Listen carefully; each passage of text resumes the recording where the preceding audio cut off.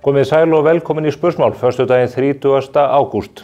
Það hriktir í pólitíkina þessa dagana, ekki síst eftir að Maskína kynnti nýja könnun sem sýnir að Sjálfstæðisflokkurinn mælist með 13,9%. Það er minna fylgi heldur flokkurinn hefur nokkur sinni mælst með í 95 ára sögu sinni. Þetta eru grafalvarleg tíðindi og erfið í raun fyrir formanninn Bjarna Benediktsson sem er boðað til flokksráðsfundar nú á morgun. Þar verður þetta mál örugglega rætt og menn vilja fá svör við því hvernig flokkurinn ætli að bregðast við til þess að snúa stöðunni við.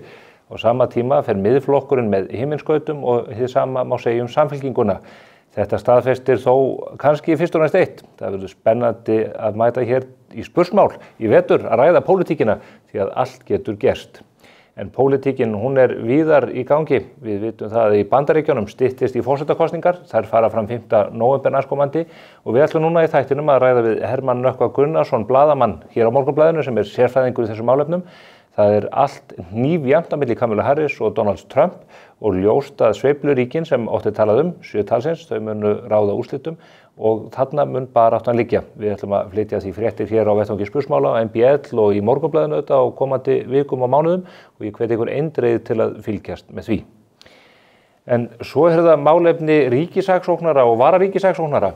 Dómsmálaráðherrann Guðrún Hafsteinsdóttir virðist einfaldlega ekki geta komist að niðurstöðu það hvernig hún eigi að snúa sér í máli þar sem að þessi tvö eru að berja sín á milli mál sem að fáir skilja, áminningu og mögulegan brottrekstur og menn velta fyrir sér hvort þessi ráðherrann eða saksóknarinn sjálfur sem geti vikið Helga Magnúsi Gunnarsinni vararíkissaksóknara úr embættið ekki. Hann var í mjög forvitnilegu viðtali hér í dagmálum í vikunni hjá Eggerti Skúlasyni og hvet ég áhorfendur til þess að leggja við hlusti þar. Hitt er annað mál að það er erfitt að skilja af hverju dómsmálaráðherrann tók ekki að málinu með einföldum hætti. Sagði einfaldlega, Sigríður, þú ert ríkissaksóknari, Helgi Magnús, þú ert vararíkissaksóknari, þú átt að gæta orðaðina Helgi Magnús og Sigríður, þú átt ekki að vera áminna undirmann farið að sinna störfum ykkar fyrir íslensku þjóðina, þeim mikilvægu verkefnum að halda réttarkerfinu gangandi. Það hefði sennilega leyst þetta betur heldur en lögfræðiálit á lögfræðiálit ofan. Og en á Guðrúnu Hafsteinsdóttur, hún kom og tilkynnti það núna fyrir örfáum dögum að nú stefnir í að reist verði nýtt fangelsi réttri á Litla-Hrauni, raunar á landareik sem nefnist Stóra-Hraun. Fyrir örfáum mánuðum tilkynnti hún að þessi framkvæmd myndi kosta 7 milljarða. Hún mun hins vegar kosta 14 milljarða ef að áætlanir standast. Það er ekki skrítið að fólk klóri sér í kollinum. Bæði við þeirri staðreynd að menn ætla að reisa nýtt fangelsi þarna á þessu svæði þegar við erum með fangelsi á Hólmsheiði og réttar að væri auðvitað að byggja við þá starfsemi frekar heldur en að reisa nýtt úr engu á nýrri jörð þarna fyrir austan fjall. En ráðherrann, hún stendur föst á þessu, enda þetta í hennar kjördæmi og það kann að hafa einhver áhrif. Annað sem að menn velta fyrir sér í þessu sambandi er hvernig það geti staðist að örfá herbergi fyrir fanga, innlenda sem erlenda, muni kosta 14 milljarða þegar jafnmörg eða fleiri herbergi í 5-stjörnu hótelum vítt og breitt landið kosta kannski innan við helmingina sömu upphæð. Ráðherrann ætlar í þessu sambandi að fresta uppbygging á björgunarmiðstöð í Reykjavík og maður velti fyrir sér hvernig forgangsröðun er háttað. Menn ákveða að reisa fangelsi yfir fangana sem að stórum hluta í dag eru erlendir síbrotamenn frá ýmsum löndum og sleppa því að byggja upp björgunarmiðstöð sem hefur það verkefni að vernda og bjarga mannslífum, ekki síst þeim íslensku. Þetta og fleira til hér í fréttum vikuna gerir ég ráð fyrir eftir og í sambandi við framúrkeyrslur. Þá ætla ég í lok þáttarins að ræða við Ásdísi Kristjánsdóttur bæjarstjóri í Kópavogi og Davíð Þorláksson sem er framkvæmdastjóri Betri samgangna. Núna er búið að tilkynna það að samgöngusáttmálinn og höfuðborgarsvæðinu kosti 311 milljarða í stað 160.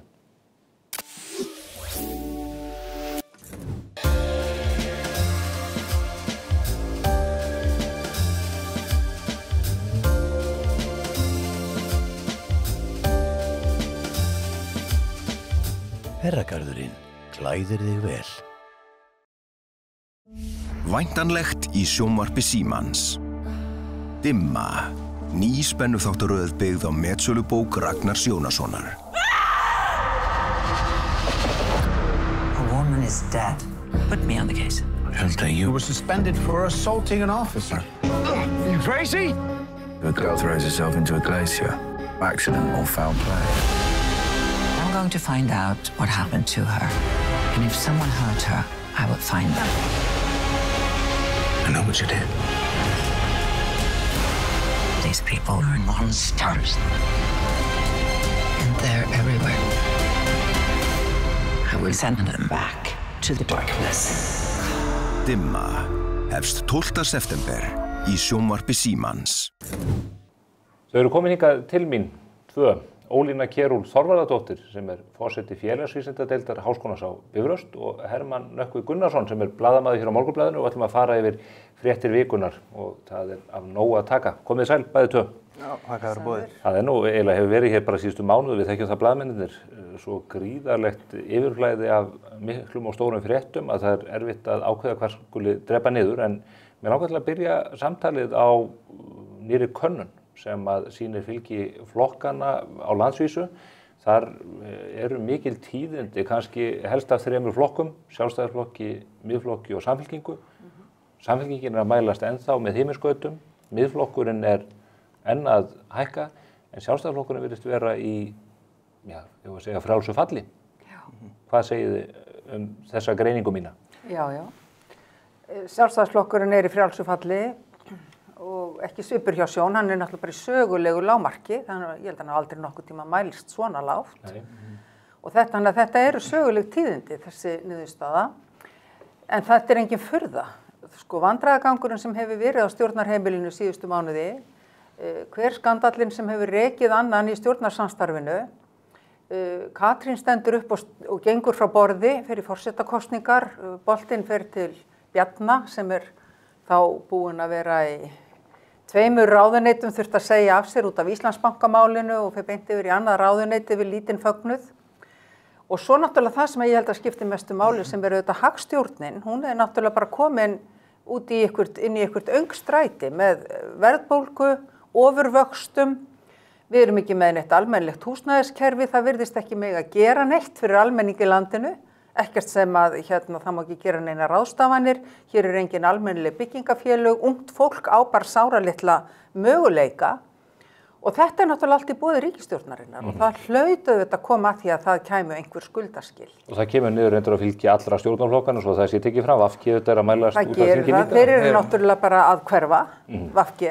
Þeir eru búin að mælast utan þings núna í nokkra mánuði, Framsókn þetta mælist heldur ekkert með sérstaklega mikið fylgi, 9%, ég held í Gallup hafi verið á milli 7 og 9% líka, en þessi fylgiskönnun þetta algjör niðurlæging fyrir Sjálfstæðisflokkinn og maður getur rétt ímyndað sér hvernig andrúmsloft þetta að skapa á komandi flokksráðsfundi sem hefst á morgun. Já, þannig einmitt boðar á morgun, þar koma flokksforkólfarnir saman til að ráða ráðum sínum. Já, og þeir segja að þeir munu ræða komandi þingvetur og hvernig þeir ætla að gera sig klára fyrir komandi kosningar og verður áhört að sjá hvernig þeir munu einmitt tækla þetta á fundinum og hvort að fundamenn muni láta óánægjuna heyrast að einhverju leyti. En maður hugsa líka svolítið með þessa könnun, hvað veldur þessu, ég held að það sé auðvitað margt sem hún bendir á þetta sem alveg rétt, en það auðvitað líka það að við sjáum að Miðflokkurinn í sókn. Viðreisn bæti líka alveg þokkalega við sig og við sjáum það að einhverjum ástæðum þá virðist það að skapast tómarúm á hægri vang stjórnmálun á Íslandi. Sjálfstæðisflokkurinn að missa sína hlutdeild meðal hægri kjósenda á meðan að Miðflokkurinn sækir í sig veðrið og Viðreisn gerir það líka. Og ég held að sjálfstæðismenn þurfi eflaust að skoða hvað að valda því að þetta tómarúm sé að skapast. En eru Viðreisn og Miðflokkurinn ekki einfaldlega að fylla þetta tómarúm? Það virðist vera þannig. En þá er það ekki tómarúm? Nei, ekki lengur, en þeir eru að sækja fram. Það allavega kannski meira það sem ég að segja að sjálfstæðisflokkurinn skapaði þetta tómarúm. Hann opnaði á þann möguleika að flokkar geti sótt á sig fara hægri. Því sjá líka Viðreisn á síðustu mánuðum hefur verið að tala svolítið hægrisinnar en áður. Sérstaklega hafa verið að benda á ríkisfjármálum og svona. Þannig að það eitthvað þarna sem að valda því að Miðflokkurinn og Viðreisn sjá tækifæri til að sækja til hægri. Nú Sigríður Andersen kom nú fram í sjónvarpsfréttum í gær og lýsti því yfir að þetta væri nú bæði forystan og stefnaflokksins. Þannig að það er greinilegt að Sjálfstæðisflokkurinn hefur verið í miklum vandræðum núna bara svolítið langa hríð. Þetta búið að vera þetta löng þróun og stöðug. Og það hefur auðvitað verulegu leyti að gera með auðvitað forystu flokksins, hvernig haldið á málefnum flokksins úti við, hvernig talað til fólksins og hvort að fólkið upplifir það sé verið að tala til þess. Það held ég að hafi algjörlega misfarist og sé bara ekki tilfellið. Heldur að núverandi forysta Bjarni Benediktsson og Þórdís Kolbrún geti snúið þessari þróun við, snúið skipinu við þannig að þau bæti við sér fylgi allavega frá þessum könnunum? Í kosningum sem að við gerum ráð fyrir að verði, er það ekki næsta vor frekar en ekki? Ég var bara mjög erfitt með að sjá það þegar það enga breytingar sjáanlegar á stefnu flokksins. Flokkurinn hefur bara farið eftir þessari braut sem ég var að lýsa og Sjálfstæðisflokkurinn sem áratugi hefur viljað státa sig af því að vera kjölfesta í hagstjórninni og hefur beitt því í kosningaáróðri, kosningar eftir kosningar. Þetta algjör fallengun, hvað það varðar, og ætlaðir að snúa því við fram að næstu kosningum, ég ekki að sjá það gerast. Það hafa engar ráðstafanir verið gerðar fyrir nokkuð skapaðan hlut. Verðbólgan fer nú minnkandi reyndar og vonandi vextir fara að lækka. Já, við skulum nú sjá, það nú ekkert útlit endilega fyrir það. Ég meina verðbólgan hefur nú svona aðeins nikast til aðeins upp fyrir og niður fyrir einhverja en heildarþróunin hefur verið á einn veg. Ég meina, Sigmundur sagði þetta í samtali við MBL daginn að það virðist vera að ríkisstjórnin hafi verið að bíða eftir því að verðbólgan myndi lækka, hraðar en hefur gert og þannig vextir. Og ég held að sé svo sem alveg að einhverju leyti rétt greining því að fólk spyr svo þetta ef að fylgið hjá öllum að minnka svona mikið, af hverju þá verið að halda þessu stjórnarsamstarfi gangandi og ég held að hluta í sig að menn eru þetta að bíða eftir því að verðbólgan lækki. Að það kom einhver góð tíðindi sem að geta nýst í baráttunni. Það geti verið að þessi að hugsa þetta þannig en síðan bara spurningin mun það duga til. Ég menna við sáum í Bretlandi að í kosningunum þar þegar var komið að kjörti þá var verðbólgan bara komið niður í 2%. Íhaldsflokkurinn fékk samt skell. Þannig að það spurning mun það duga til. Og líka þess að við erum að sjá kannski, þetta auðvitað ekki bara Sjálfstæðisflokkur sem að taka skell, við erum með vinnustöðu að VG að mælast utan þings. Þetta kannski mesti vinstriflokkurinn og mesti hægriflokkurinn eiga að vera það og þú ert einhvern veginn komin í þessa ómögulegu stöðu að þú ert með ríkisstjórn þar sem að hvoruð þessara flokka geta raunverulega höfða til sinna kjósenda almennlega, uppfyllt kosningalofvörðin almennlega. Og svo kemur fram á sjónarsviði svona sterkur stjórnmálamaður eins og Kristrún Frostadóttir með skýrar áherslur í átt til aukinna félagslegra úrræða, til innleiðingu á svona jafnaðarstefnu skulum við segja, sem að stór meginhlut og ekki síst millistéttafólk hefur kannski æðilengi þráð að heyra, því að svarið fyrir þennan hóp hefur ekki verið Sjálfstæðisflokkurinn. Þannig að þetta spilar líka saman. Eitthvað sem að kemur í veg fyrir að Kristrún Frostadóttir þrammi bara inn í stjórnarráðið við Lækjargötu að loknum næstu kosningum? Mér sýnist bara allt benda til þess að hún muni gera það og leiða næstu ríkisstjórn. Mér sýnist allt benda stefna í það. Hún hefur verið klókað því litinu til að hún tekur svona svolítið minni mál sem að höfða til færri kjósenda, hvort sem það er ný stjórnarskrá eða eitthvað þannig, sem að skipta kannski ekki höfumáli þegar kemur að því að kjósa. Þegar þú ert að hugsa veskið, þú ert að hugsa það hvort þú getur fasteign, þú ert að hugsa heilsu þinnar og fjölskyldu þinnar. Hún er að einblína á þessi mál eins og hún er að benda á. Það er líka búið að vera klókt hjá henni að hún er ekkert að taka sér mikið sess í þjóðmálaumræðunni oft. Það fer mjög lítið fyrir henni. Það fer mjög lítið fyrir henni og hún er að leyfa svolítið, hún er að leyfa svolítið ríkisstjórnina að sjá það að eyðileggja sig sjálfa. Leyfa ráðherrunum að vera í sínum hornum, að skjóta hvern annan, leyfa þeim að taka neikvæða athyglina, síðan kemur hún fram, aðeir virðist þegar hún er búin að hugsa hvað stefnu hún ætlar að leggja fram í heilbrigðismálum og på allir blaðamannafundar og kemur jákvæð umfjöllun kjölfar þess. Þetta er vel útfært hjá henni. Algjörlega og það sýnir það bara hún er mjög hæfur stjórnmálamaður, hún bara þekkir sinn vitjunartíma, stígur fram á sviði þegar ástæða er til og þá lætur hún muna sig í umræðinni en svo bara hefur hún hægt sig þess á milli. En þið sjáu það að á síðustu árum þá hefur verið að molna niður svo mikið í innviðum samfélagsins. Velferðarkerfið er bara í stórum vanda, ekki síst heilbrigðiskerfið. Og á sama tíma, og það er náttúrulega einn stór ástæða fyrir óvinsældum stjórnarflokkana. Hvernig hefur það málna niður? Ég bara vandi til dæmis Landspítalans, hann eykst ár frá ári og við erum að fá fréttir af bara erfiðum málum í heilbrigðiskerfinu, það er bara árvissar fréttir. Landspítalans var rekinn með jákvæðri afkomu í fyrra. Var hann það? Já. Já, en samt erum við alltaf endalaust að fá fréttir af því að þar gangi ekki reksturinn vel. Það er verið að takmarka starfsemi, það er verið að jafnvel loka deildum yfir ákveðna árstíðir og svo framvegis. Þannig að fólk hefur ekki tilfinningu fyrir því að það sé vel staðið að málum í heilbrigðiskerfinu. Heilsugæslan er gjörsamlega að þrotum komin, fólk bíður mánuðum saman, jafnvel vikum og mánuðum saman eftir að fá samband við heilsugæslu. Það gengur reyndar miklu betur hjá einkareknu heilsugæslunni heldur en hinnu opinberu. En nú er bara svo komið með velferðarkerfi, fyrst þú segir þetta, að meiri sé að Sigríður Andersen er farin að biðja því griða og þá er nú langt gengið og segir nú kannski sína sögur. Sigríður er ekki hér til að svara fyrir það. Mig langar til að aðeins út frá pólitíkinni, við fáum fréttir núna því að Landhelgisgæslan telur sig ekki geta haldið uppi eftirliti á hafinu og inn í fjörðum.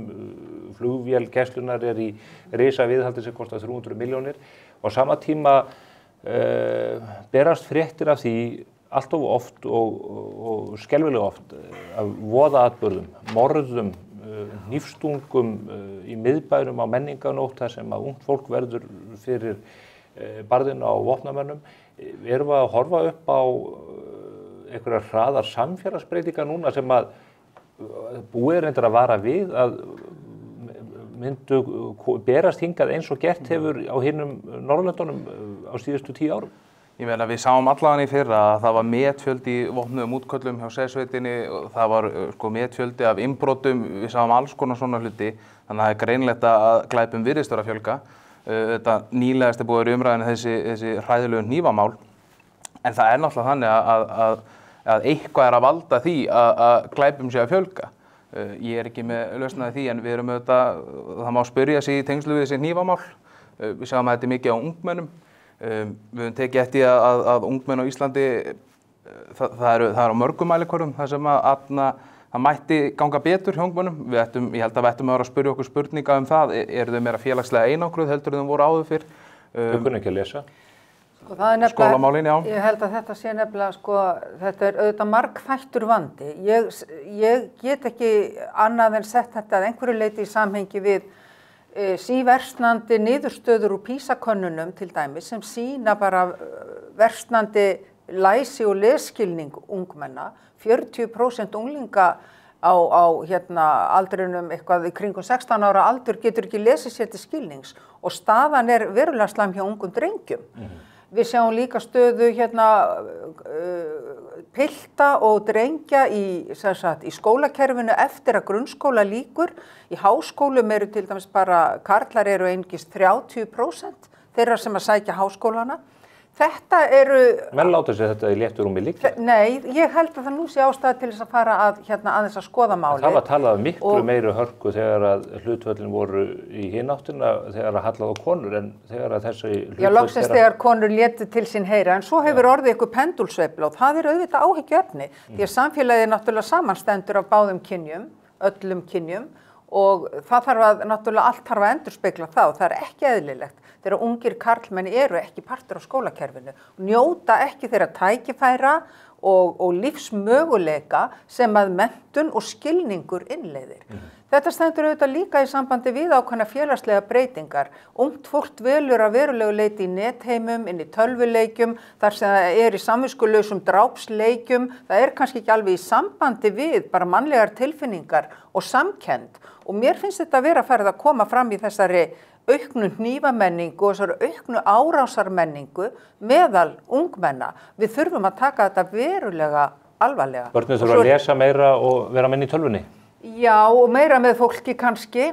Svo er annað sem að líka veldur mér áhyggjum í þessu, að í þessum tilfellum, þessum hnífstungumálum sem hafa komið upp eins og þessu nýjasta, þar er eitt fórnarlambanna, það er palestínskur drengur. Í Fjarðarkaupsmorðinu sem átti sér stað þar sem að varð hópárás á mann, þar var pólskur maður en gerendurnir í báðum tilvikum Íslendingar. Er að spretta upp eitthvað dulið útlendingahatur sem er að hafa áhrif á unglingan okkar? Ef svo er, þá þarf að taka á því. Það geta verið svo margir lúmskir undirliggjandi þættir sem að geta haft áhrif á svona. Ég meina, maður svo sem veit ekki til þess að þessi glæpir hafi verið rannsakaðir sem hatursglæpir og við sjáum auðvitað bara því miður þegar stungárásar eru fleiri þá verða fleira verðundum ekki brotni fyrir barðinu á þeim en við sjáum auðvitað líka Íslendinga verða fyrir barðinu og þetta er svo margt í þessu. Auðvitað kemur umræða núna það hvernig er þetta komið veg fyrir það að börn séu með hnífa. Ég meina, þetta er djúpstæðara vandamál heldur en það að börn hafi aðgang að hnífum. Það er eitthvað að valda því að þessi aukning sé. Og það eru fleiri hlutir, það eru auðvitað lögreglumálin. Það hefur verið bent á það marggott að miðað við höfðatölu þá er ekki margir lögreglumenn núna í höfuðborginu og voru til dæmis verið 20 árum. Það þarf að skoða það og maður er búin að sjá viðtöl við versluna eða skemmtistaðaeigendur sem er að tala um það að það þurfi meiri viðveru hjá lögreglumönnum á svæðinu til að vera með fljótara viðbragð og hertara öryggi. Þannig að þetta er eitthvað sem samfélagið þarf að taka svolítið heildstæða nálgun og skoða vandlega. Annað sem að menn velta fyrir sér varðandi öryggi fólks og samfélagsþróun, þetta hræðilega slys á Breiðamerkurjökli sem við fengum tíðindin af liðna helgi, þar sem að bandarískur karlmaður kremst undir ísfargi og þunguð eiginkona hans eða verðandi eiginkona er hætt komin Ólína, þú hefur nú verið mikið útivist hjá ferðafélaginu og víðar ef ég þekki rétt til. Hvernig metur þetta? Er þetta orðið villta vestrið eða átti þjóðgarðurinn þarna að gera það fyrir þessar ferðir? Veistu það, þarna áttu svo margir sök og þarna bera svo margir ábyrgð. Hverjir? Allt frá leiðsögumanninum sem veit ekki hvað hann með marga í hópnum og fer þarna inn í ótryggar aðstæður til bara þjóðgarðsins sem ekki að beita að því virðist þeim valdsheimildum sem það hefur til að stemma stigu við hættuástandi sem getur skapast og upp í ráðuneytið. Er ótækt að fólk sé að fara í þessa hella á þessum tíma árs? Algjörlega og það kemur bara fram í þessari skýrslu sem var gerð 2017 að þar ekki eins og gert ráð fyrir því að sé farið inn í hella frá maímánuði til loka september og algjörlega skýrt að ef að hiti komin yfir frostmark þá bara verulega áhætta að fara inn í íshella. Á síðasta ári voru 190.000 ferðamenn í íshellaferðum í Vatnajökulsþjóðgarði. 190.000 manns. Þessi mannfjöldi deilist á 25 ferðaþjónustufyrirtæki sem eru ýmist íslensk eða erlend. Þau erlendu eru færri en stærri og að taka verulegan hluta af arðinum sem að hlýst af þessari starfsemi. Vatnajökulsþjóðgarður virðist ekki vera að fá neitt eða bara eitthvað sára lítið. Þarna einhvers staðar líka pottu brotin. Sko, þjóðgarðurinn á að vera útvörður þjóðgarðsins, vörslu aðili þjóðgarðsins. Hvernig stendur það á því að menn fá að koma þarna með stórvirk vinnutæki og bora út holur og hella í Vatnajökul, sem bráðnandi jökull, valdandi umhverfisspjöllum, náttúruspjöllum til að selja aðgang að ótryggum hellum eins og tilfellið og þetta ég að segja það. Þetta ekki tekjuöflunar hlutin, þetta bara stjórnvaldsákvörðun. Er það stjórnvaldsákvörðun að, já, ég meina það einhver sem ég að segja það. Það einhver sem ber ábyrgð á því að þetta fær að viðgangast. Og hvernig, ég meina, bara í lagi að hóla innan jöklan okkar, inn í sjálfum þjóðgarðinu. Hvernig stendur á því að það láti viðgangast? Vildi Benjamin Hauð Eiríksson ekki gera það og gera þetta með stóri kortgeymslu? Já, hugsið ykkur bara, en nú sjáum við líka afleiðingarnar. Mér finnst áhugavert að benda á það, ég meina fyrirtæki sem umræðir Ice Big Journeys, að þeir vara sérstaklega við því inn á vefsíðunni sinni að á sumri til þá geti það gerst að krakin bráðni það mikið að þakið einmitt hrynji í hellinum sem ekkert það ólíkt því sem að gerist þarna. Þannig að virðist krakin að bráðna einhverju leyti og einmitt það kemur þarna ísvark sem að hrynur á fólkið. Og það sem kannski fólki blöskra mest í kjölfarið einmitt það sem minnist á að það fyrst sagt að það hefur verið 25 í hópnum. Það eru kallaðir út hátt í 300 sjálfboðaliðar sem að vinna eitthvað þrekvirki hérna með handafli berja niður einhver tonn af ís. Það kemur ljós að það voru bara 23 fyrir þetta og ég held að það eru svona hlutir auðvitað sem hægt að bæta bara snögglega sem bara, ekki hægt að vera með betri skráningu það hverjir í ferðinni. Ég meina maður pantar hérna mið í Herjólf fyrir 3, þú þarft að segja, sko, ef þú myndir kaupa miðan sjálfur, þú þarft að segja hverjir að fara með þér. Ég meina við hljótum að geta verið með betri utanumhald og skráningu það hverjir í svona ferðum. Svo líka hlýtur að vera hægt að takmarka aðgengið að jöklinum með þessum hætti og það hlýtur líka að vera hægt bæði með tilliti til umhverfissjónarmiða og öryggis almennings og þeirra sem eru í þessum ferðum. En eru umhverfisspjöll að þessu? Ég meina þetta ísjamekortið að bráðna burtu? Þú flýtur nú alveg örugglega fyrir því með því að bora þetta allt í sundur. Ég annars ekki, ætla ekki að dæma það. Fyrir mér sem leikmanni lítur þetta mjög einkennilega út. Það mjög margt annað að í þessu máli. Það eitt, til dæmis sem lítur á björgunarsveitunum. Mér finnst það bara ábyrgðar hluti að kalla mörg hundruð manns á vettvang til verka við lífshættulegar aðstæður af ástæðulausu. Það grafalvarlegt mál og það segir líka bara sitt að það komið kannski upp ykkur svona, menn eru farnir að líta á björgunarsveitirnar sem ykkur sjálfsagðan vinnukraft. Ég held að menn gerir það nú ekki, en þetta auðvitað ef að menn telja það séu 2 einstaklingar lifandi eða látnir fastur undir ísnum, þá grípa menn til aðgerða. Þú vilt alltaf láta viðkomandi njóta. Sem hefði ekki gerst ef þetta hefði verið rétt skráð. Þú vilt alltaf láta viðkomandi njóta vafans, en þarna eitthvert sinnuleysi eða einhver veruleg ónákvæmni.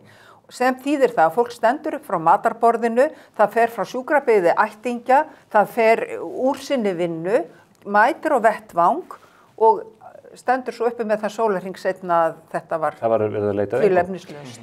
Mér langar til að venda hvað okkar enn frekar í kross og reyndar allalegið yfir Atlantshafið til Bandaríkjanna.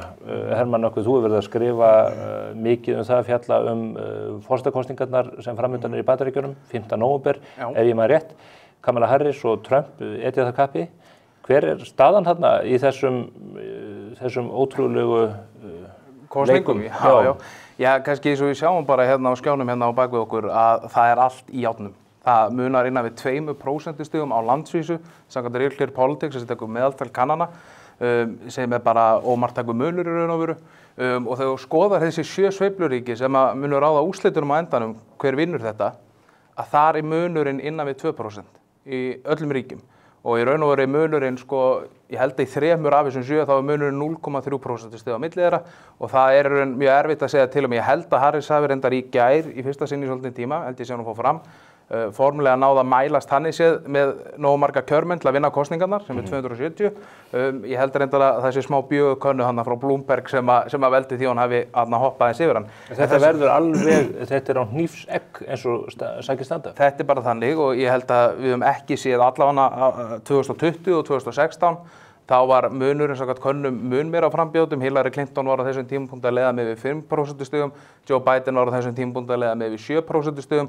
Það að segja að mælast innan við 2% stiga munur náttúrulega ótrúlegt. Kannski nýjasta sem hefur gerst í þessu, og við verum að velta fyrir okkur, það þetta í gær, þá mætti Kamala Harris í sitt fyrsta viðtal og það var á CNN og hún virðist hafa sloppið bara nokkuð vel frá því. Ég held að það sé ennþá mörgum spurningum ósvara það hver stefna hennar í ýmsum málaflokkum og það svona sem að kjósendur vilja fá að vita þess meir hvar stendur hún og fá kannski aðeins betri útskýringu á því af hverju hún hefur skipt skoðun í málaflokkum ef var það þrýstibrot, ef var það landamærin, ef var það einkareknar sjúkratryggingar og það svona hún mun þurfa að á næstu vikum þá hún svolítið hvað var að segja, hún með ákveðna ímynd á sér að hún sé mjög vinstri sinnuð. Hún þarf að sýna, hún hefur gert það reyndar einhver liti núna, hún þarf að sýna það að hún sé nær miðjunni. Donald Trump á sama tíma það sem að hann þarf að gera að hann þarf að hætta með barnalega móðganir sem hann hefur verið að hreyta hérna í Kamala Harris. Það hefur reynst honum mjög erfitt og það hefur bara alltaf verið þannig. En maður hefur hins vegar séð auðvitað á einhverjum tímapunkti eins og móti Clinton að hann varð agaðri þegar hann nær dró kosningum og það eru merki það að hann sé að verða agaðri sjálfur. Þannig að ef maður væri að veita ráðgjöf þá væri það Kamala þú þarft að sýna það að þú sett ekki of róttæk og vinstri sinni fyrir Bandaríkjamenn. Donald Trump mælist eins og sakir standa. Bandaríkjamenn treyst honum betur fyrir að stjórna efnahagsmálum, verðbólgu og því að það allt líka aukalega og landamærunum. Kamala Harris, aftur á móti, fólk treystir henni betur þegar kemur að fóstureyðingamálum og fólk treystir henni betur þegar kemur að það heldur hún sem betri skapgerð og fólk heldur að hún tengi betur við vandamál hennes almenna borgara. Ólína, þú fylgist með þessu, veit ég? Já, ég fylgist með þessu, ég ekki að fylgjast með þessu sem neitt sérfræðingur en ég hef gaman að fylgjast með þessum kosningum. Ég finnst þetta sögulegt og þetta náttúrulega búið að vera mjög dramatískt, þessi kappræður hérna Bidens og Trumps sem voru alveg skelfilegar og svo atburðarásin eftir það. En mér finnst svolítið fyndið þegar verið að tala það að Kamala Harris sem demokrati, bandarísku demokrati, sé vinstri sinnuð. Það hún náttúrulega ekki. Þetta manneskja sem hins vegar aðhyllist svona ákveðnar lítur ekki frá félagslegum lausnum þar sem þær eru til staðar. En svo ekki gerð nein krafa til Trump að hann sé með nein málefni.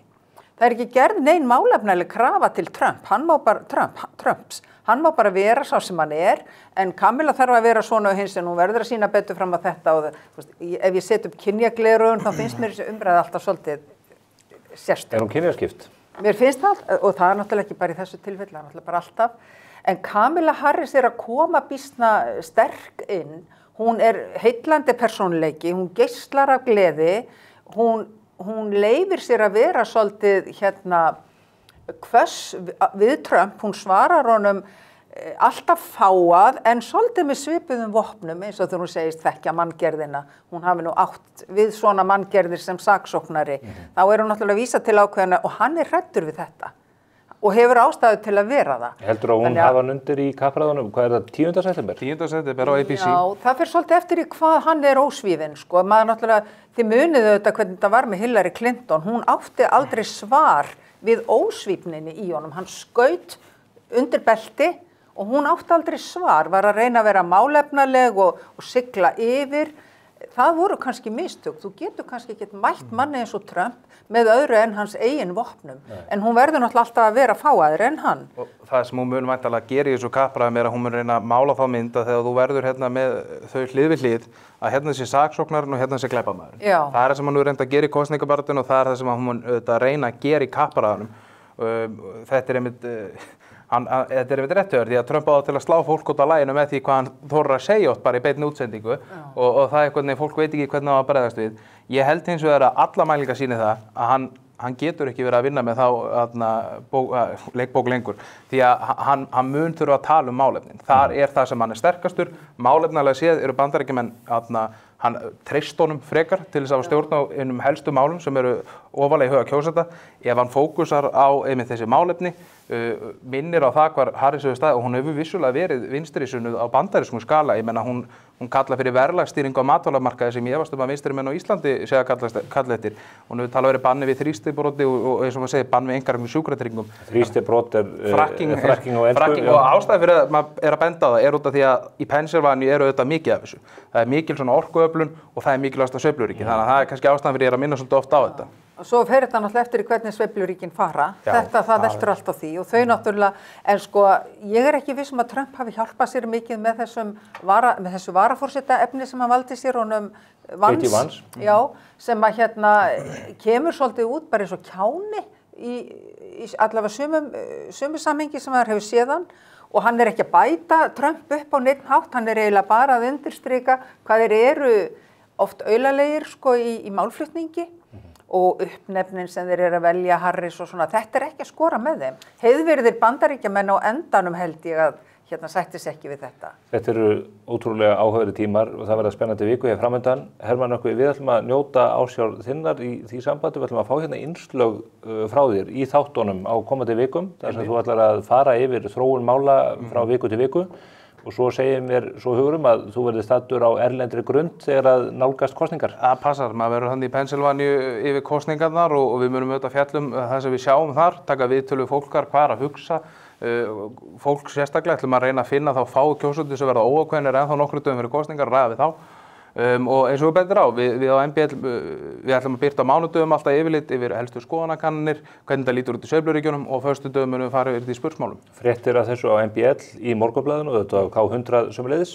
En tími okkar liðinn hér að þessu sinni, Ólína Kjerúl Þorvaldsdóttir og Hermann Gunnarsson, þakka ykkur kærlega fyrir komuna. Takk fyrir. Ég hef hins vegar ekki alveg lokið viðveru minni hér við þetta borð þennan daginn því eftir örfáa sekúndur setjast hér við borðið þau Ásdís Kristjánsdóttir bæjarstjóri í Kópavogi og Davíð Þorláksson sem framkvæmdastjóri Betri samgangna. Ég ætla að ræða við þau nýja samgöngusáttmálann og milljardana 311 sem eiga að fara í það risastóra verkefni. Fylgist þið með. Ný kynslóð Toyota CHR.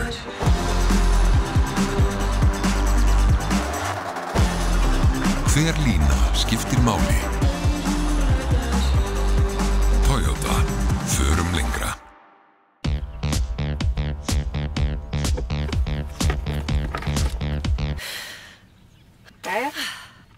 Sama hvar þú ert í lífinu, þá viltu vera hjá TM. Bónusréttur mánaðarins gómsættur spagetti bolognese einstaklingsréttur. Bónus með þér í liði.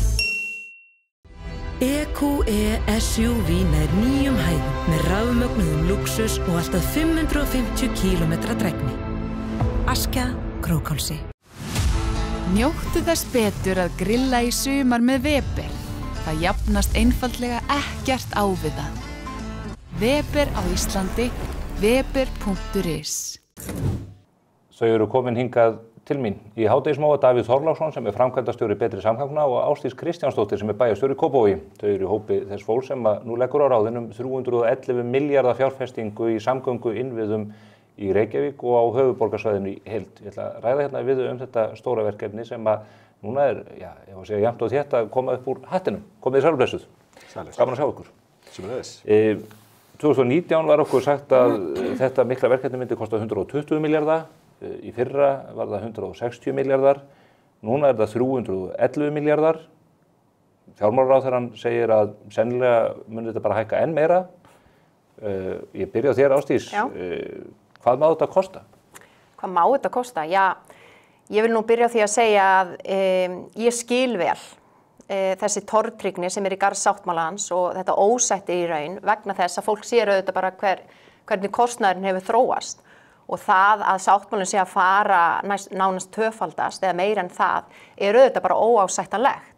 Og það hef ég gagnrýnt opinberlega og þegar ég settist í stól bæjarstjóra þá sá ég það að þessar áætlanir voru engan veginn að standast og við yrðum auðvitað að vita það hvað við höfum í höndunum áður en við förum lengra með verkefnið og þess vegna var auðvitað farið í þessa endurskoðun. Og getum við treyst henni? Ég tel að núna erum við komin á þann stað að við erum með betri áætlanir. Það er búið að vinna þessa vinnu, þetta eru betri vinnubrögð og frekari greiningar á bakvið þessar áætlanir. En þessi vinnubrögð eru auðvitað óásættanleg og þetta á ekki bara við samgöngusáttmálann. Þetta á við bara almennt opinberar framkvæmdir. Og ég sem kjörum fulltrúi sem að standa sannarlega vörð peningaskattgreiðenda finnst auðvitað óásættanlegt að horfa upp á það hvernig áætlanir eru svona að bara bólna út eftir að það nánast bara daginn eftir að það er búið að samþykkja. En þér fannst samt ásættanlegt að undirrita samning sem hafði tvöfaldast á einu ári eða 2 árum? Já, ég er bæjarstjóri Kópavogs og mitt hlutverk er fyrst og fremst að standa vörð hagsmuni Kópavogsbúa.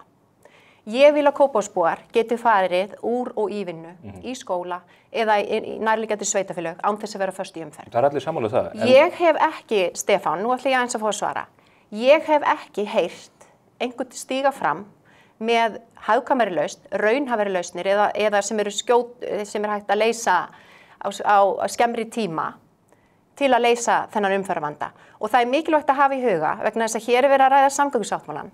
Hann er ekki bara borgarlínan. Hann snýst svo miklu meira. Við erum að tryggja það, höfuðborgarbúar, að við munum fá 14 milljarða á hverju einasta ári í uppbyggingu á stoppvegum, göng- og hjólastígum og til að bæta þjónustu strætó. Til að setja þetta aðeins í samhengi, þá er þetta þriðjungur að heildarfjárfestingum sem ríkissjóður ætlar að gera í samgönguáætlun sinni á landsvísu. Þannig að þegar 2/3 hlutar íbúa búa á höfuðborgarsvæðinu og þetta er þriðjungur af því sem á að setja í samgöngur á landinu öllu, þá held ég að ég get ekki sagt að það sé of mikið. Forsætisráðherrann og flokkur þín eru reynda mjög duglega að tala hlutföll þegar það kemur að ríkisfjármálum og útgjöldum heimilanna og fyrirtækjanna í landinu og þetta er ein æfingin í þeim efnum. Það breytir ekki því að samningurinn hefur tvöfaldast á þessum skamma tíma. Og Davíð, Ásdís, hún gagnrýnir segir að þessi vinnubrögð séu óásættanleg. Það er eitthvað verulega mikið er það ekki þegar að samningurinn fer úr 160 milljörðum í 311 og að teknu tilliti reynda til verðlagsbreytingar frá 2019, þá er þetta 40% hækkun þar, en það skýrir bara aðeins lítinn hluta að þessari geigvænlegu hækkun. Já, sko, þessi 160 milljarðar tala er raun bara, þá reiknum við bara það út hvað 120 milljarðar voru 2019, það voru þeir 160 milljarðar fyrra. Þannig að það er ekki rétt að tala að þetta hafi tvöfaldast á einu ári. Þetta er núna í fyrsta sinn sem við verið að uppfæra allar heildaráætlunina. Þannig að við getum borið saman þá sem voru þá 170, eru cirka 170 milljarðar í dag, það sem voru 120 við þessa tölu 311. Þannig að þetta er á 5 árum. Þetta eru 150 milljarðar. Á 5 árum er þetta að tæplega tvöfaldast að teknu tilliti til verðlags og skýringarnar á því má skipta þessu, heildarskýringin má skipta í þrennt. Það er fyrsta lagi verðlagið sem þá skýrir 50 milljarðar af þessu. Það er bara verðlag að hækka mjög mikið eins og hver einasti Íslendingur finnur fyrir og það er hækka meira í verklegum framkvæmdum heldur en almennt. 40% aðtala sem búið að birta opinberlega. Í öðru lagi er það svo að þegar að menn gera sáttmálann 2019, þá voru menn að koma út úr framkvæmdastoppi. Langflest þessi verkefni voru algjörum byrjunarrit og þegar staðin er þannig, þá vita menn auðvitað miklu minna hvað þetta kostar raunverulega. Áætlanirnar eru miklu óljósari því að gera áætlun fyrir svona bara afleiðing af hönnunarferli og hönnunarferli á svona stoppi á verkefnum borgarlínu tekur mörg ár.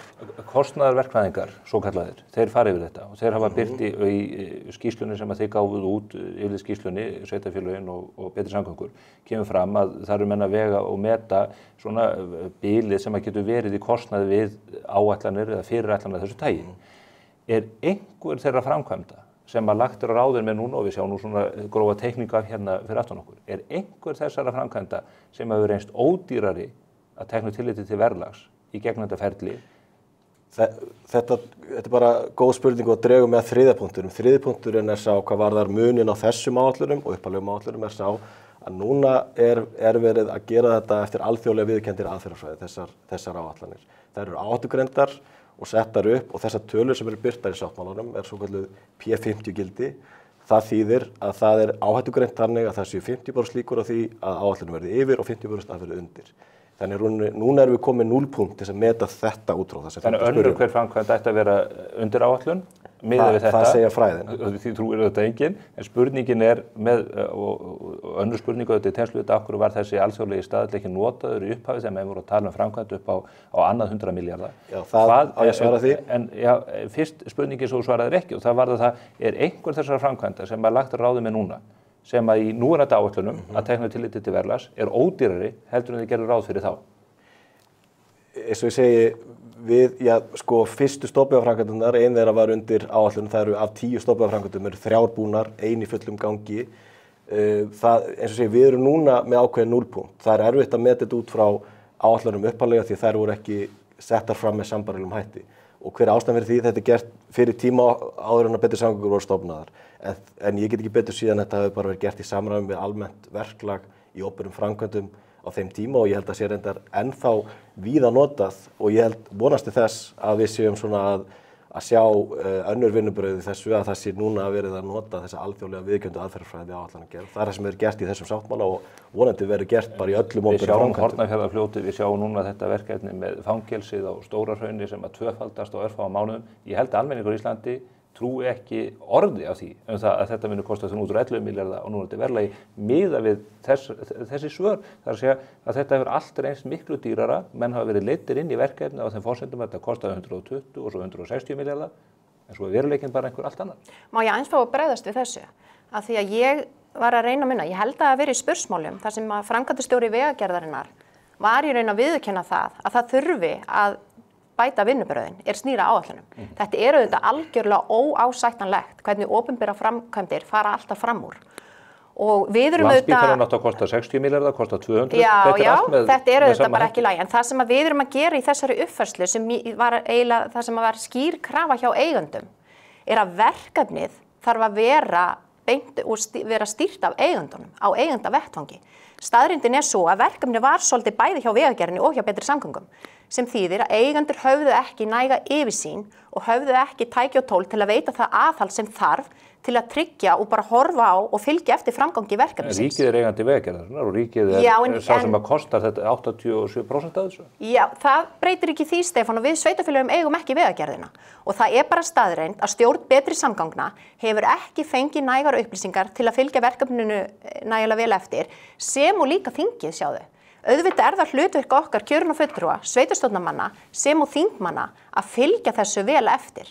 Og ég tel með breyting á stjórnskipulagi orðið skýrara hver stýri verkefninu, það orðið skýrt hver ber ábyrgð á verkefninu og þetta á einum og sama stað og nú það auðvitað ábyrgðarhluti okkar sem erum auðvitað að fjármagna þetta verkefni að fylgja þessu vel eftir. En finnst þér talandi ábyrgðina á þessu eigendunum, finnst þér það ásættanlegt til dæmis að hvernig að kynningu á þessu máli var staðið innan sveitarstjórnanna áður en ákveðið var að undirrita uppfærðan sáttmála sem var tvöfalt dýrari, þingið sem að fer með fjárveitingavaldi sem á að borga brúsan að langmestu leyti, þeir kom alveg að fjöllum hengu kynningu á þessum uppfærða sáttmála daginn áður en hann var kynntur.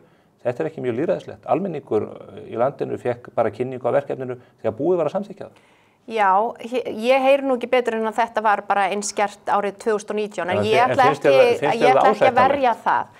En finnst þér það ásættanlega? Nei, vissulega hefði verið ásættanlegra ef við hefðum geta kynnt þetta fyrr og farið vel yfir þetta, en ég hef hins vegar Þið gátu það? Hvað kom í veg fyrir það? Já, leyfðu mér nú að svara fyrir hönd Kópavogsbæjar að ég hef upplýst samt sem áður mína bæjarfulltrúa framgang verkefnisins, hvernig gengur í endurskoðuninu þannig að auðvitað allt í trúnaði. Þannig ég stóð að mínu mati mína plikt og ég hélt mínu fólki upplýstum. En núna erum við... Voru greidd atkvæði uppfærðan sáttmála í bæjarstjórn? það verður svo sannarlega. Við erum núna að taka 2 umræður í bæjarráði, þar sem við erum að fara yfir bara samgöngusáttmálann, fá kynningu á honum og umræður og svo munum við taka þetta fyrir í bæjarstjórn og reyndar munum við taka þetta fyrir á 2 fundum. En hvað bæjarstjórnin samþykkir þetta ekki? Að sjálfsögðu verður, fyrir ekki að hilda klára, að sjálfsögðu verður kosið samgöngusáttmálann og það muni auðvitað vera gert í öllum sveitarfélögunum sem og á þingi. En hefði ekki, Davíð, bara svona út frá lýðræðissjónarmiðum, hefði ekki verið rétt að það hefði bara verið haldin atkvæðagreiðsla á höfuðborgarsvæðinu þessar aðgerðir innan hvers sveitarfélags? Ekki síst í ljósið þess að menn bara undirrita sáttmálann og segja við borgarbúa og bæjarbúa í bæjunum, já þetta niðurstaðan, við ætlum að eyða 311 milljörðum í þetta verkefni. Þetta svona pólitísk spurning sem ég ætla ekki að svara hvernig menn vilja ákveða þetta, en þetta hefur verið unni núna, þessi uppfærsla. Það í sjálfu sér ekkit mikil tíðindi hvað varar verkefnin. Þetta eru sömu verkefnin nokkurn veginn og voru í upphaflegum sáttmála. Þannig að það er ekkit að fara með djúpt í kynningu á því. Þetta er búið að liggja fyrir síðan 2019. Það er fyrst og fremst verið að uppfæra áætlanir og breyta þess straumlinulega stjórnkerfið. Stjórn Samtaka sveitarfélaga á höfuðborgarsvæðinu hefur verið mjög involverið í þetta sem allir sveitarstjórnir sitja. En svo er það bara hvers og eins þeirra ábyrgð að upplýsa sína bæjarstjórn og eins og Ásdís fór yfir og hún hefur gert. Þannig að það er erfitt einhvern veginn að svara fyrir það. En bæjarstjórnarnir skrifa undir þetta með fyrirvarum samþykki sinna sveitarstjórnar. Þannig að þetta er núna í lýðræðislegu ferli og rækilegum kynningum. Við erum búin að fara, má segja, rótsjó höfuðborgarsvæðið, hitta allar sveitarstjórnir, öll bæjaráð og borgaráð og fara í rækilegar kynningar. Það hefur vantilega nota almenningssamgöngur í þessu rótsjói.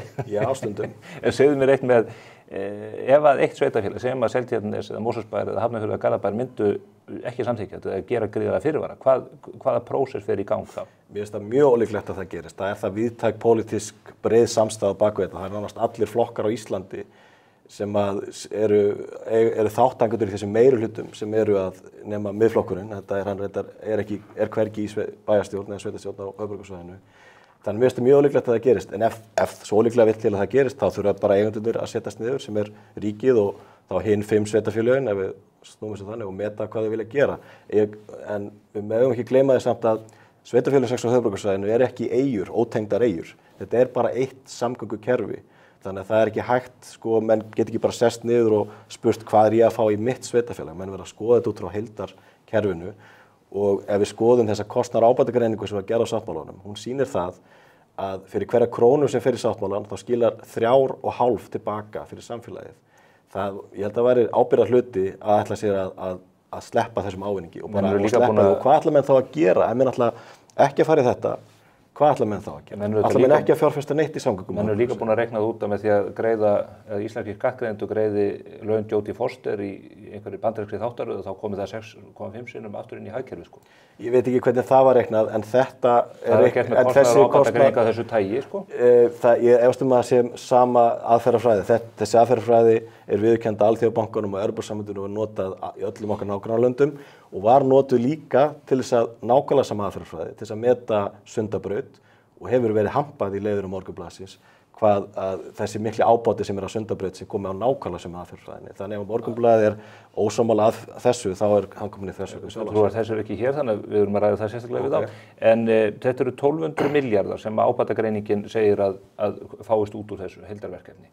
Í Morgunblaðinu í morgun fyrrnefndu steig fram samgönguverkfræðingur sem við fjalla mikið þessi mál sem heitir Þórarinn Hjaltason og hann gagnrýnir þig nú harkalega fyrir að hafa hrokkið af teinunum í gagnrýni á ég meta þannig. Já, einmitt. Hann segir, hann gagnrýnir það að menn byrt ekki sundurleiðað ábatagreiningu fyrir samgöngusáttmálann í heild, allar vegabæturnar fyrir bæði almenningssamgöngur og einkabílinn og allt þetta og síðan borgarlínuna sérstaklega og hann verður þetta að skrifa margar greinar um þessi mál. Hver er samfélagslegur ábati á borgarlínunni sem slíkri?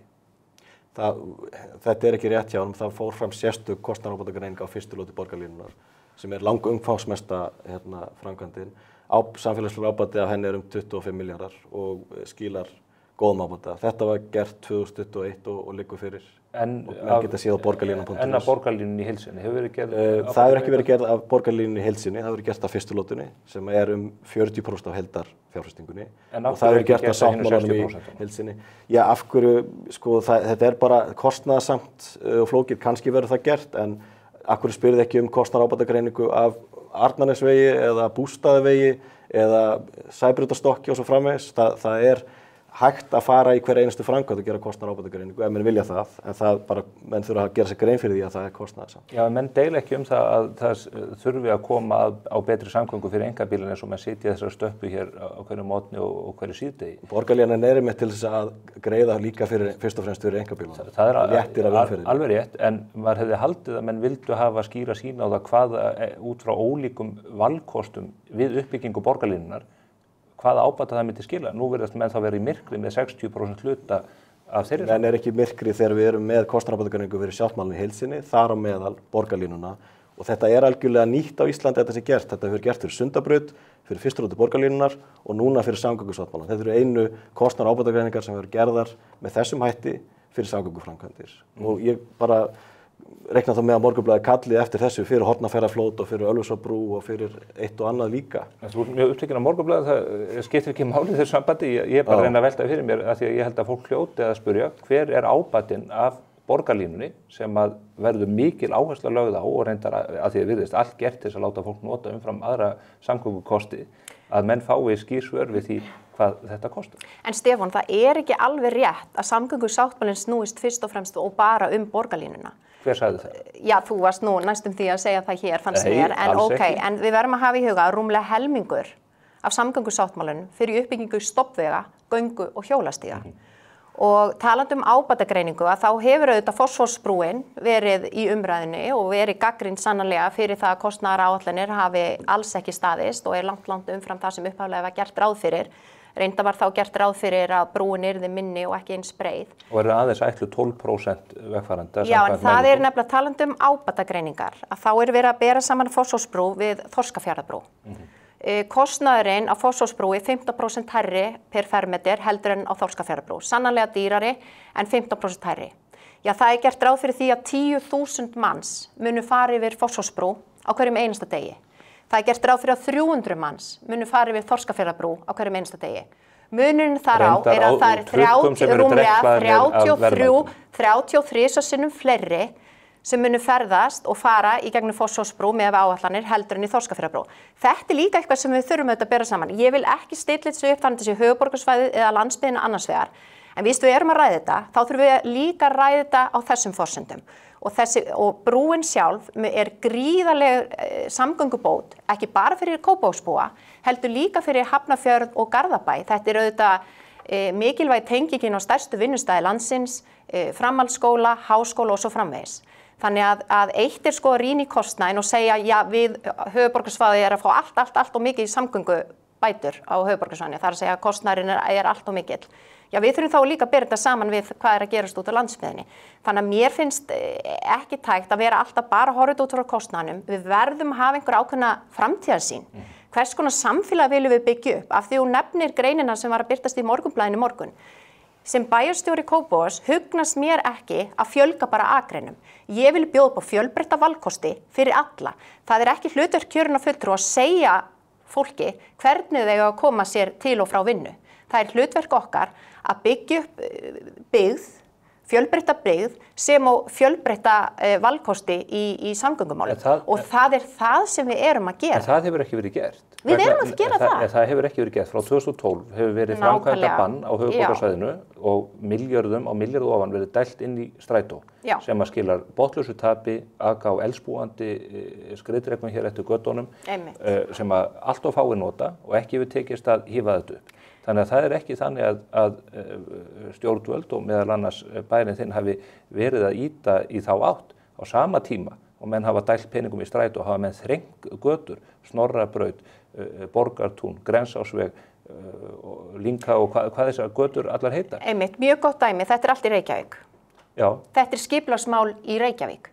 Þú getur ekki sagt að við berum ábyrgð á því hvernig skipulaginu háttað í Reykjavík. Þið að vinna saman að þessum samgöngumálum. Þið eru með sameiginleg vaxtarmörk í sambandi við uppbyggingu byggðarinnar. Sem við þurfum svo sannarlega að breyta ef við ætlum að ná jafnvægi á húsnæðismarkaði. Hefur þú fullvissu fyrir því að yfirvöld í Reykjavík mun ekki halda áfram að þrengja götur og skerða aðgengi einkabílsins að vegakerfinu á meðan að þessu stóra verkefni stendur? En Stefán, þá myndi ég nú halda borgarbúa og myndi nú bara kjósum það í næstu kosningum. Ef þá endalaust að fara að lengi af borgarbúum, þá hljóta nú borgarbúar að mæta á kjörstað og kjósa þá einhvern annan meirihluta. Það búið að vera að þrengja.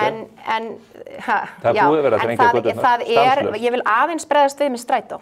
Af því að það var eitt af því sem ég sá frá upphafi þegar ég steig inn og fór að kynna með þessi mál sem bæjarstjóri, að sveitarfélög myndu aldrei sjá ein að reka borgarlínuna. Svona hágæða almenningssamgöngur geta sveitarfélögin ekki ein rekið.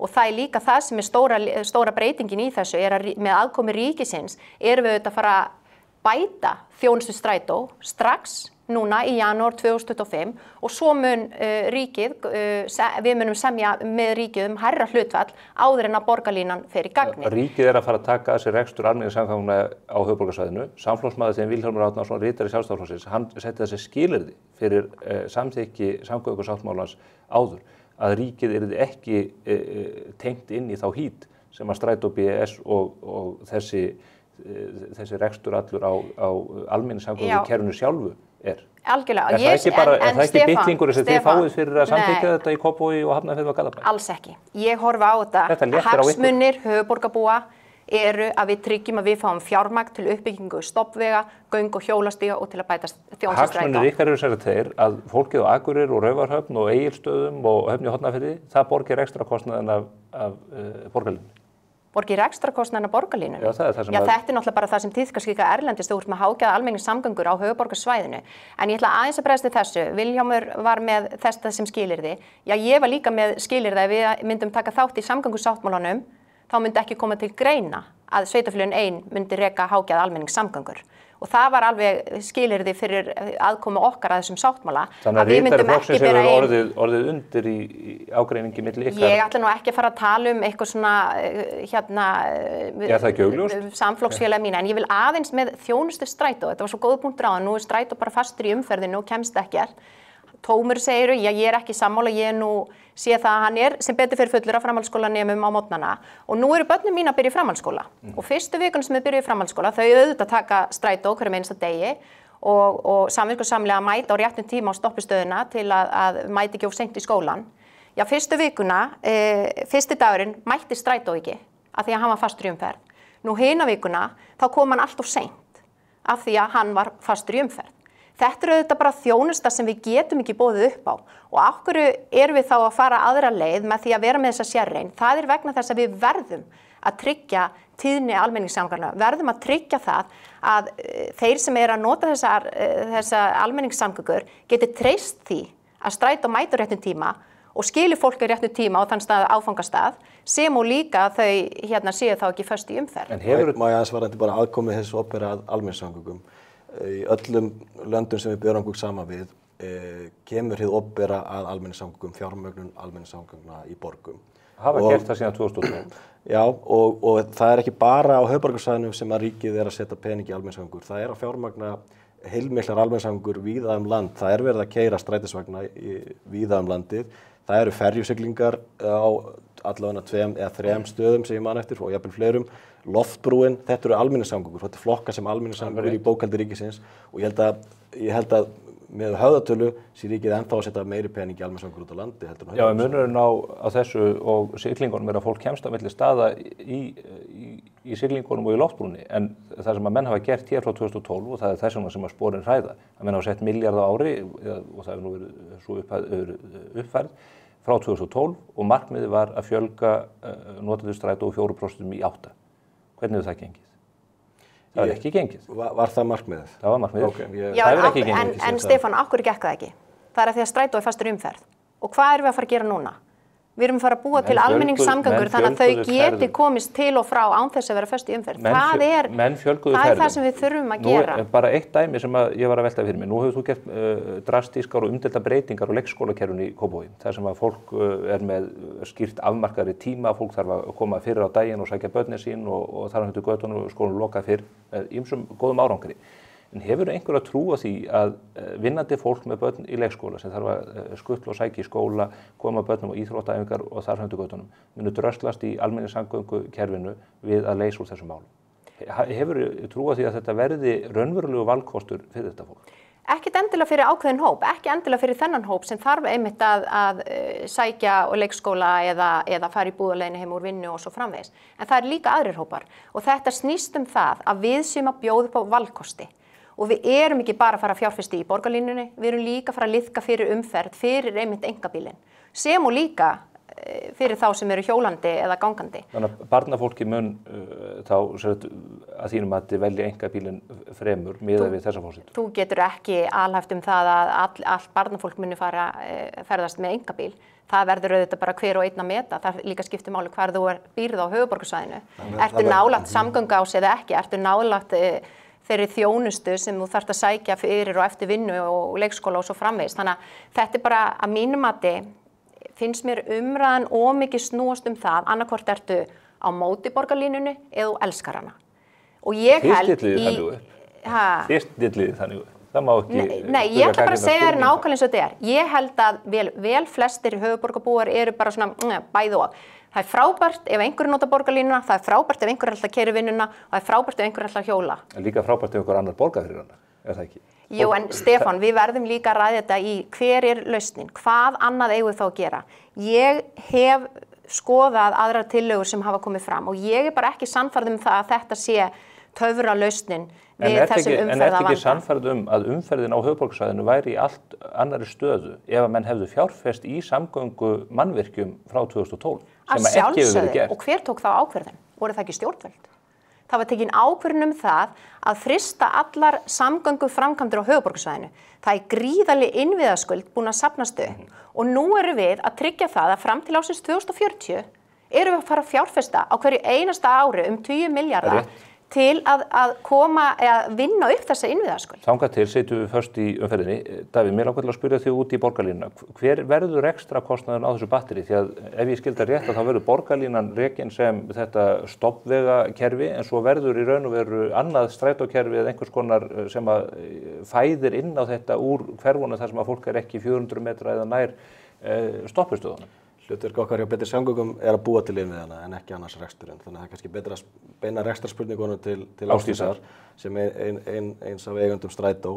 En jú, borgarlínan verður megin almenningssamgöngukerfi höfuðborgarsvæðisins og verður rekið með Strætó þannig að Strætó verði svona secondary kerfi, ef má segja það á slæmri íslensku, sem að fer inn í hverfin og fóðrar stoppi borgarlínu eins og sjáum bara á kortinu sem eru með fyrir aftan ykkur. Þá er þessar þykkulínur kerfið borgarlínunar og svo verður til hliðar við það strætókerfi en það verður minna í sniðmennaðir í dag.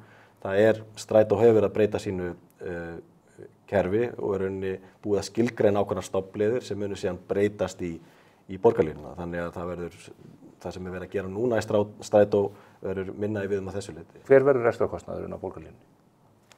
Á hvað ári?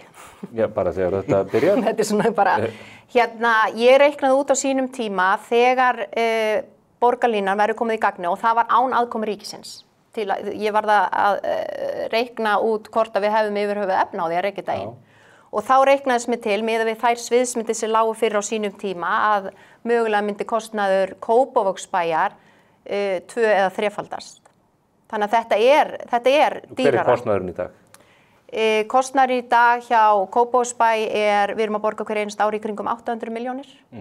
En ríkið er að koma 33% inn strax á næsta ári og svo munum við auðvitað ræða hlutfall ríkisins áður en borgarlína fyrir gagni og það er þá sem að rekstrarkostnaðurinn mun hækka að minnstakosti til að byrja með. Auðvitað er þetta, við erum að segja það að við þurfum að hugsa svolítið öðruvísi hvernig við horfum á almenningssamgöngur. Í dag er þetta kannski, fólk horfir á Strætó í dag, fastur umferð, þetta er ekki valkostu fyrir mig.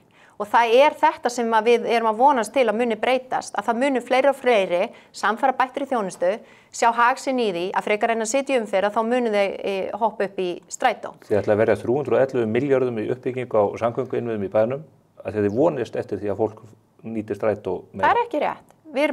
Þessi 311 milljarðar, Stefán, rífilega helmingurinn af því í uppbyggingu á stoppvegum, göngu og hjólastígum. Þú ert að segja að þið vonist eftir því að fólk fara að nota strætó? Já, við erum auðvitað að sjálfsögðu, við værum ekki að fara í þessar fjárfestingar að bæta þessa þjónustu, nema við værum að vonast til þess að fleiri myndi nýta sér þessa þjónustu. Það er ekki bara von, það er bara reynslan í öllum öðrum löndum, þar sem menn hafa eflt almenningssamgöngur og fólk notar það sem er gott og virkar vel. Fólk er bara skynsamt í eðli sínu. Menn eldu almenningssamgöngurnar 2012 með aukin innspýtingu og fjölguðu ferðum annað. Það jókst ekki. Við erum bara orðin, höfuðborgarsvæðið er bara orðin meðalstór norræn borg og við erum bara orðin of stór til þess að vera með hefðbundið strætisvagnakerfi eingöngu. Við þurfum að fara upp á þetta næsta skref sem er þessi hraðvagnar og sérakreinar eins og borgarlínu. En eitt varðandi rekstrarkostnaðinn, þið hafið ekki alveg skýra mynd af því hvað þetta má kosta.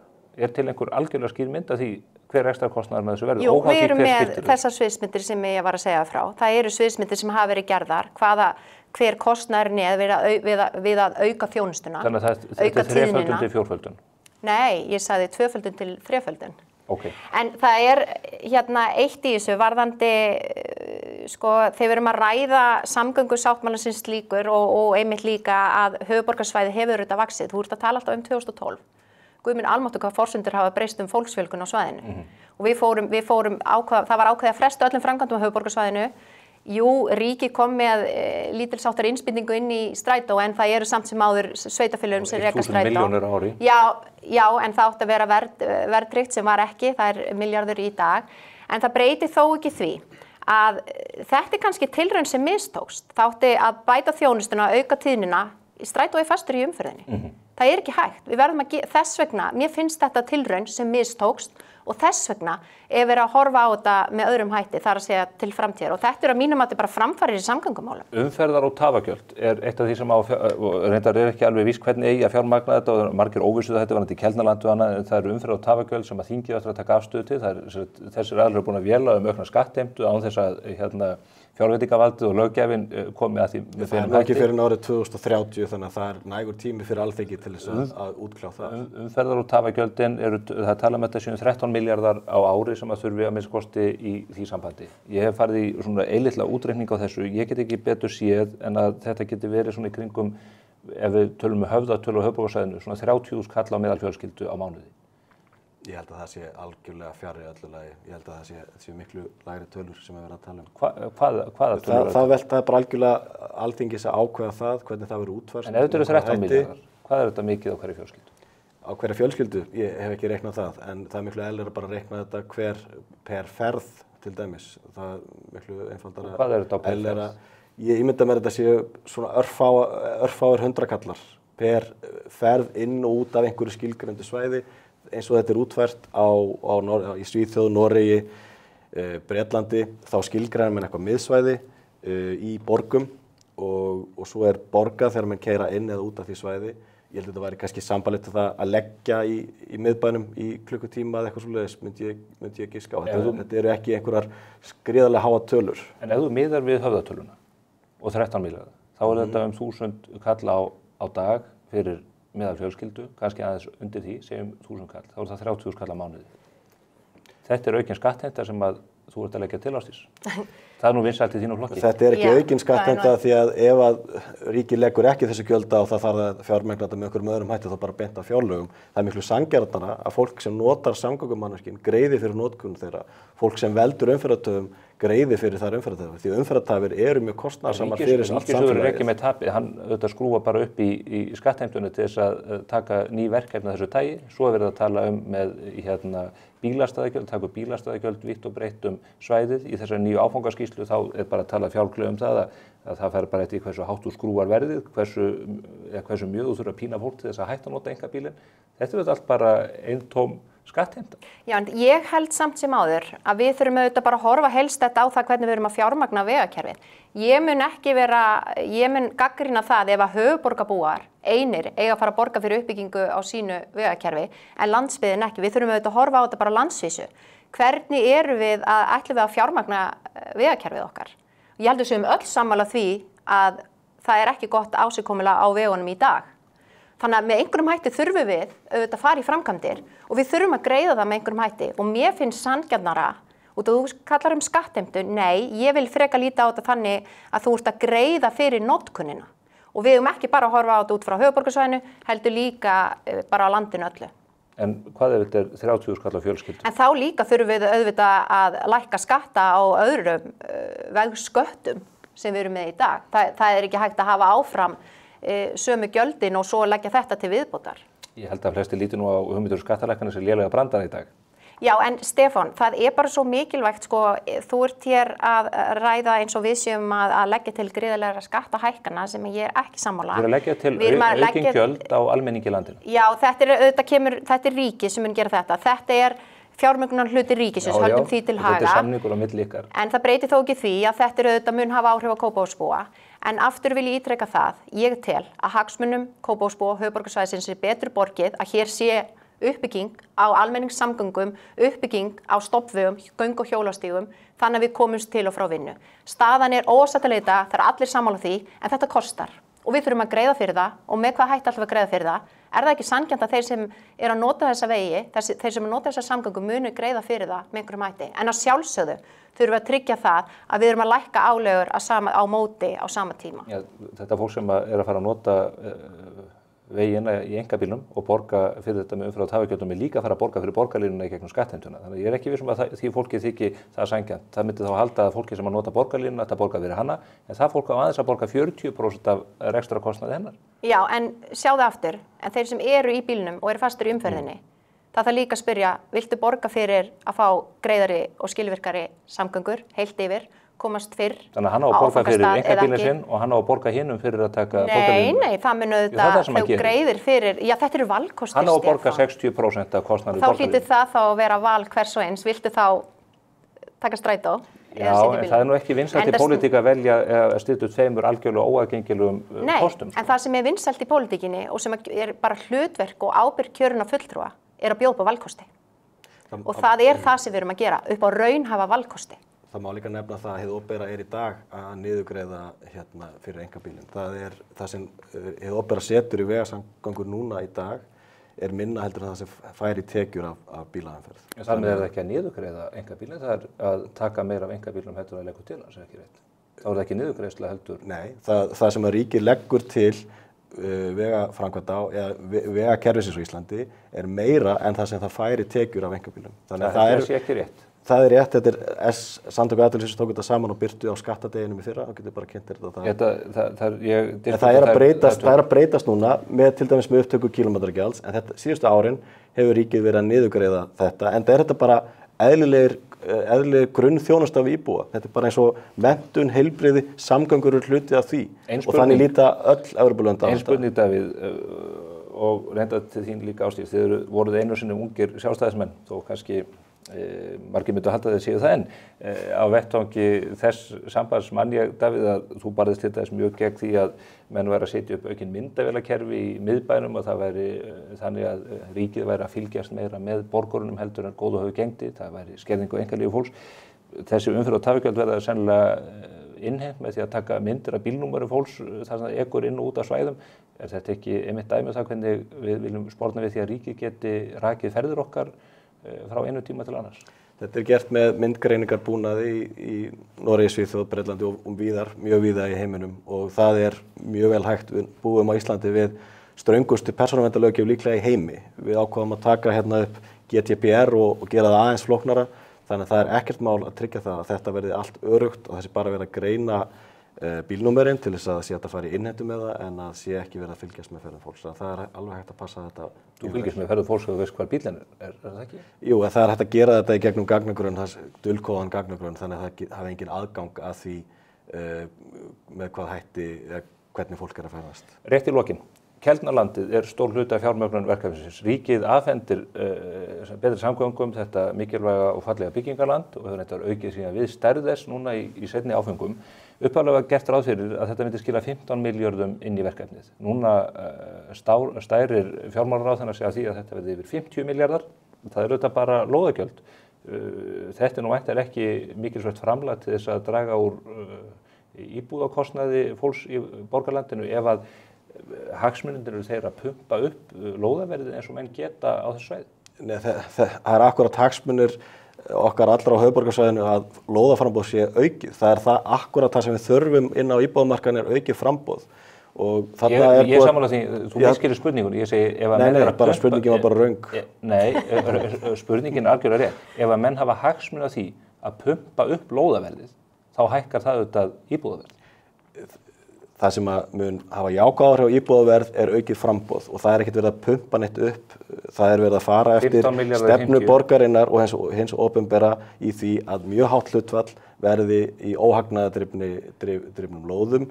Þetta verður mikið af atvinnuhúsnæði, þetta getur orðið 13.000 manna byggð og atvinnuhúsnæði fyrir 9.000 manns og það mun hafa mjög ákveð áhrif til þess að gefa fólki tækifæri til þess að kaupa. Þarna líka hugsað fyrir því að það verði ekki bílastæðakjallar hverju einasta húsi, heldur verði miðlæg það sem kallað mobility hub eða farhús.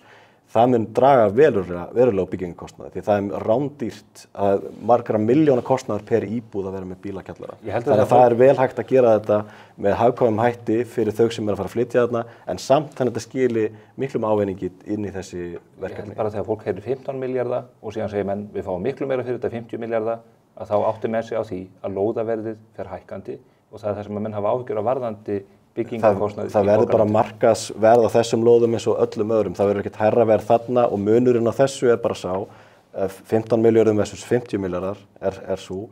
15 milljarðar voru held ég mjög varlega áætlaðir. Þá voru menn algjörlega að reyna blind í sjón með það hvað getur verið þarna. Síðan þá erum við í samstarfi við Reykjavíkurborg búið að þróa þetta áfram, halda alþjóðlega þróunarsamkeppni. Þannig að núna vitum við nokkurn veginn hvað eru margir fermetrar þarna og þá er auðveldara að reikna út hver verðmætin eru. En bara aðeins með lóðaverðið. Akkur fer það hækkandi? Það er að þegar framboðsskortur á höfuðborgarsvæðinu. Og þú nefndir vaxtamörkin áðan. Og það er þess vegna... Ég ræddi vaxtamörki við borgarstjóran, hann vill ekki leyfa ykkur að ræða vaxtamörki. Nei, og ég er algjörlega ósammála borgarstjóra. En af hverju settu það ekki sem skilyrði fyrir samþykkti? Hann talaði fyrir því að uppbygging ætti bara að vera í kringum borgarlínuna, sem þýðir að borgarstjóri er þá að tala fyrir því að uppbygging í Reykjavík verði bara á þéttingarreitum. Það mun taka tíma, það er kostnaðarsamra og það mun leiða til þess að við munum ekki ná jafnvægi á húsnæðismarkaði.